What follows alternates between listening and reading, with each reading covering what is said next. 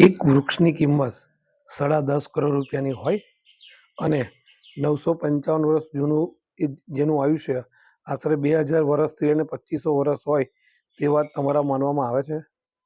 કદાચ નહીં આવે, પરંતુ વડોદરા શહેરથી 15 કિલોમીટર દૂર ગણપતપુરા ગામમાં જ્યાં 955 વર્ષ જૂનું ઐતિહાસિક બાઓબાબ નામનું વૃક્ષ આવેલું છે, આ વૃક્ષ 2000 વર્ષથી લઈને 2500 વર્ષનું આયુષ્ય ધરાવે છે.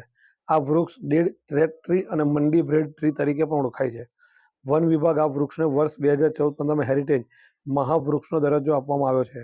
સુપ્રીમ કોર્ટ દ્વારા આ વૃક્ષની કિંમત કરોડો મૂકવામાં આવી છે. ત્યારે રોજબરોજ પાદરા તાલુકાના ગણપતપુરા ગામે લોકો આ વૃક્ષને જોવા માટે આવતા હોય છે.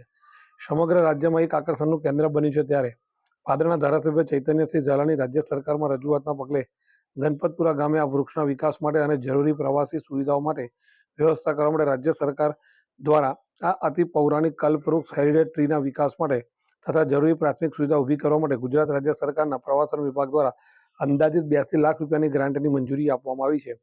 જેને લઈને ગણપતપુરા ગામે આ હેરિટેજ ટ્રીની આસપાસ અનેક સુવિધાઓ ઊભી કરવામાં આવશે, જેના ગાર્ડન સહિત બેસવાની વ્યવસ્થા સાથે હરવા ફરવા સાથેની વ્યવસ્થા કરવામાં આવશે. જેને લઈને ગણપતપુરા ગામે ગ્રામજનો દ્વારા ધારાસભ્ય ચૈતન્યસિંહ ઝાલાનો સન્માન સમારોહ કાર્યક્રમ યોજવામાં આવ્યો હતો. યોજાયેલ કાર્યક્રમમાં ધારાસભ્ય ચૈતન્યસિંહ ઝાલા, તાલુકા ભાજપ પ્રમુખ સંજયસિંહ પરમાર, ગ્રામજનો સાથે આગેવાનો સહિત તમામ લોકો ઉપસ્થિત રહ્યા હતા અને ધારાસભ્યોનું સન્માનિત કરવામાં આવ્યું હતું.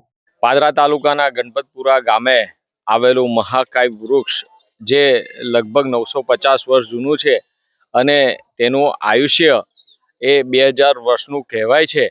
આ વૃક્ષને ગુજરાત સરકારે હેરિટેજ વૃક્ષ તરીકે જાહેર કર્યું છે.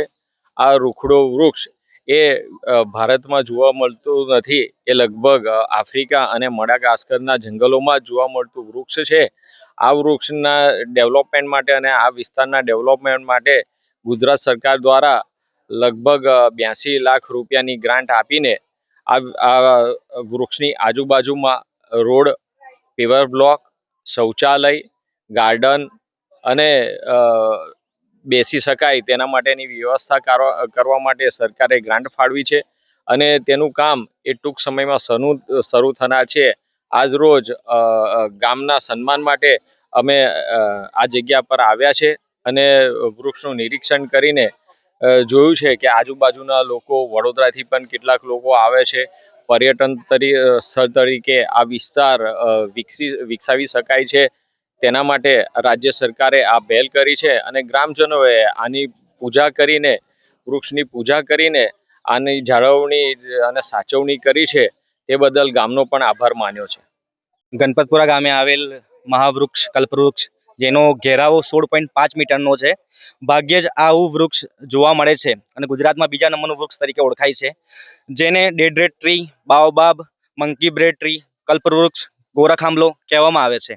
અને એના વિકાસ માટે માન્ય ધારાસભ્ય શ્રી ઝાલા બાપુએ 82 લાખની ગ્રાન્ટ અહીંયા ફાળવી છે, જે એના વિકાસ માટે બહુ મોટો સિંહ ફાળો ભજવશે અને ગામનું નામ વિશ્વવિખ્યાત થશે. એના માટે અમે ગણપતપુરા ગ્રામ વતી મારા ધારાસભ્યશ્રીનો આભાર માનીએ છીએ અને વધુ આ વૃક્ષને આગળ ધપાવે અને ગામનું નામ રોશન થાય એ બધે ધારાસભ્યશ્રીનો ખૂબ ખૂબ આભાર માનીએ છીએ.